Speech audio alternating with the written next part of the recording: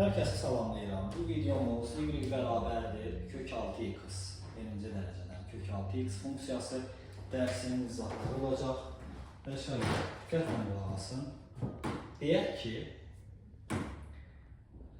y bərabərdir a vurulsun n-ci dərəcədən kök 6x funksiyasıdır. N aydın məsələdir ki, kökdən danışırıqsa birdən böyük olur. Yəni dərəcə 2 olur. 2, 3 və s. 2 cüt halıdır, 3 isə tək halıdır. 4 cüt halıdır, 5 yenə tək halıdır. 2 və 3 n'in olduğu hallara baxacağım. A sıfırdan böyük olarsa, əgər n cüt olarsa, qrafikimiz hansı formada olar baxalım. OX və OY qrupları. Nə şərtlə? Diqqətli olmalısınız. Bilməliyik ki, kök 6 funksiyam oldu belə. A sıfırdan böyük, məsələn belə. Baxın, kök x funksiyası oldu. A sıfırdan böyükdür, qarşıda 1 var və n də burada 2'dir, cütdür. Bunun təyin oblastı kökün altında cüt dərəcədən bilirik ki, biz mənfi olmaz. Ona görə də bunun təyin oblastı yazılır belə. X böyük bərabər sıfırdan. Yəni 0 müsbət sonsuzluq. Qiymətlər oblastı. Biz bu aralıqdan qiymət seçib hesabladığımız üçün qiymətlər oblastında elə nə olacaq? 0 müsbət sonsuzluq olacaq. Çünki buradan ədədlər biz təyin edirik. Yəni x çoxluğundan götürdüyümüz hər hansı bir və ya bir neçə y-dan yalnız birinə qarşı qoyan qaydaya nə demişdik? Funksiya demişdik. Yəni biz x çoxluğundan, yəni bu da müsbətdir, görürsünüz, ən kiçiyi sıfırdır. Hər hansı bir ədədi götürürük. Qiymətlər oblastı da 0 müsbət sonsuzluq olacaq. Çünki müsbət ədədlər götürürük, müsbət ədədlər qarşıya qoyuruq, y-dan da yalnız birini qarşıya qoyub təyin edirik. İndi bunun qrafiki. Baxın, məsələn mən göstərmək istəyirəm ki, y bərabərdir kök altında x. X-i yerine 1 yazsam, y-in nə olacaq? Kökdə 1-dən 1 çıxır, nöqtə budur. 4 yazsam, 2 çıxacaq. Bunun qrafiki uşaqlar, baxın, bu şəkildədir. Bunun qrafiki bu şəkildə. 1 yazsam, kökdə 1-dən 1 çıxır. Tutaq ki, 2 yazıram, 4-dən 2 çıxır. 16 yazıram, 4 çıxır və belə bir qrafik alınır. Və onu da qeyd edeyim ki, kök 6 funksiyanın təpə nöqtələrlə bağlı göstərsəm, x minus x0 deyəcəm, bir də plus y0 deyəcəm. İndi bu halları göstərəcəm. Bu, a-nın sıfırdan böyük n'in cüt olduğu halda. Təyin oblastı budur, qiymətlər oblastı budur. Və görürsünüz, nə eləyir artır. Mən yazsaydım, a sıfırdan kiçik n cüt, indi nə baş verirdi, baxın, mənfi kök altında x olurdu. Baxın, bu olurdu, bu bunundur. Gəlin buna baxın, y bərabərdir, mənfi kök altında x.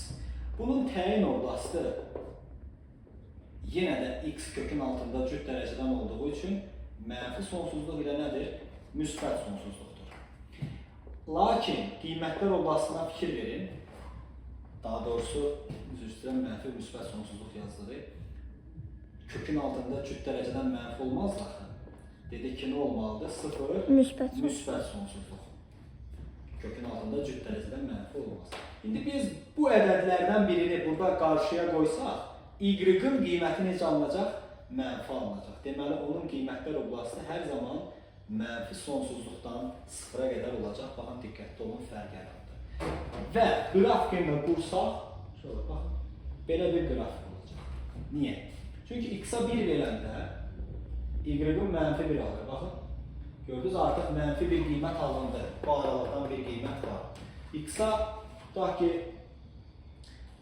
4 yazsam və x-a 4 yazsam, y-in nə alasıdır? Mənfi 2. Çünki 4-dən 2 çıxır, qarşıda da mənfi var, mənfi 2 və belə bir qrafik olur. Belə bir qrafik var. Bu bunun xassələri düşünürlər. Bu da bunun qrafikidir. İndi ikinci hala baxırıq. İkinci hal nədir? Baxıram bu hala. N'in tək olduğu, məsələn x. Burada da A var qarşıda. A'nın sıfırdan böyük, N'in isə tək olduğu hala baxıram. Burada y bərabər olsun.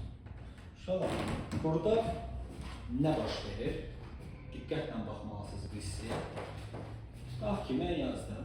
Y bərabərdir 3-cü dərəcədən kök 6x funksiyası. Bunun təyin olması df. Tək dərəcədən olduğu üçün x-a mən hər şey yaza bilirəm. Yəni bunun təyin olması mənfi sonsuz, müsbət sonsuzluqdur. Çünki x-a içəridə hər bir qiyməti yazmaq olur. Tək dərəcədən olduğu üçün. Bunun qiymətlər oblasti da yenə də nədir? Mənfi sonsuzluq və müsbət sonsuzluq. Çünki hər şey yazmaq olursa, y-da hər şey olaraq təyin olunacaq. Və bu olacaqdır tək funksiya. Diqqətlə baxın. Qrafikini göstərirəm. Mən x-a 1 versəm, 3-cü dərəcədən 1-dən inşallah 1 çıxar. O da burada. X-a 8 versəm, y 2 çıxacaq. Yəni bunun qrafiki, baxın, belə bir qrafik olacaq. Bunları düzəldə bilərik biz. Bura olsun 1, bura olsun 1. X-a 8 versəm, bax, X-a 8 versəm, bəli, y çıxacaq 2.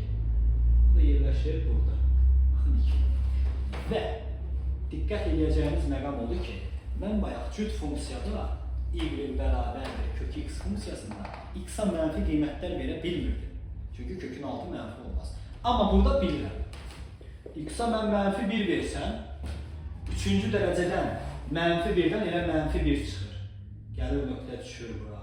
Və görərsiniz ki, qrafikimiz bu şəkildə olacaq. Yerinə qiymətlər qoysaq, baxın. Diqqətlə baxın. Bura mənfi 1, burada mənfi 1. Mənfi 8 versəydim, mənfi 8 versəm, mənfi 2. Alacaq mənfi 2. Bu nöqtəm də burada. Fikir verdinizmi? Koordinat başlanğıcına nəzərən simetrikdir. Birinci və üçüncü rüblərdən keçir. X-a mənfi qiymət verə bildiyim üçün. X-a da mənfi 8 vermişdim. Y-im da alırdı mənfi 2. Birinci və üçüncü rüblərdən keçir, koordinat başlanğıcına nəzərən simetrikdir. Deməli, bu tək funksiyadır və qrafiki hər zaman bu şəkildə yerləşməlidir. İndi buna baxın. Yazıram ki, y bərabərdir mənfi 3-cü dərəcədən x.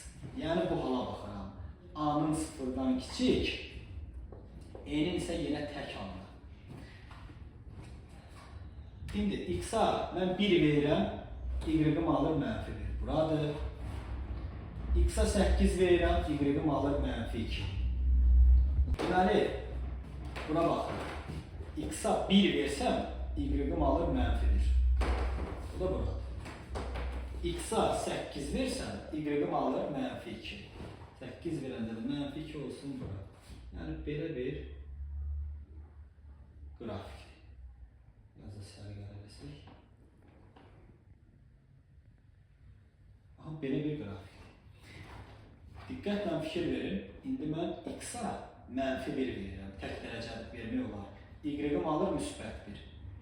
X-a mənfi 8 verirəm. Y-im alır müsbət 2. Çünki mənfi 8-dən mənfi 2 çıxır, qarşıda da mənfi var, olur müsbət 2. Və qrafik olacaq uşaqlar, baxın, bu şəkildə. Mənfi 1 verəndə, baxın, bu müsbət 1 almalıdır. Mənfi 8 verəndə,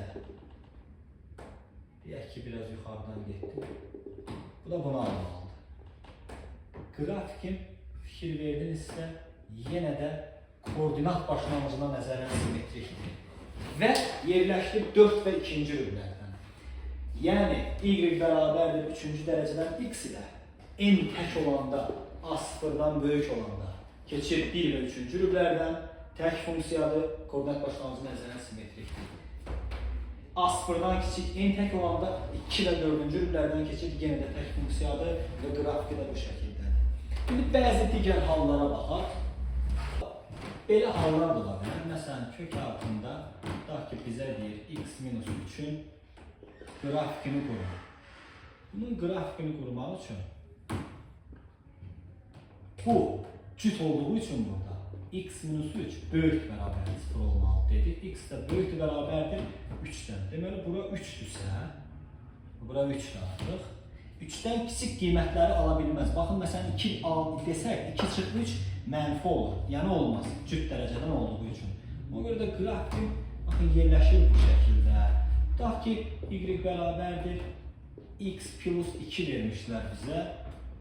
Burada 0-a bərabər eləyəndə mənfi 2 uşaqlar. Mənfi 2 isə grafikim yerləşir bu şəkildə. Yəni, müəyyən hallar var burada.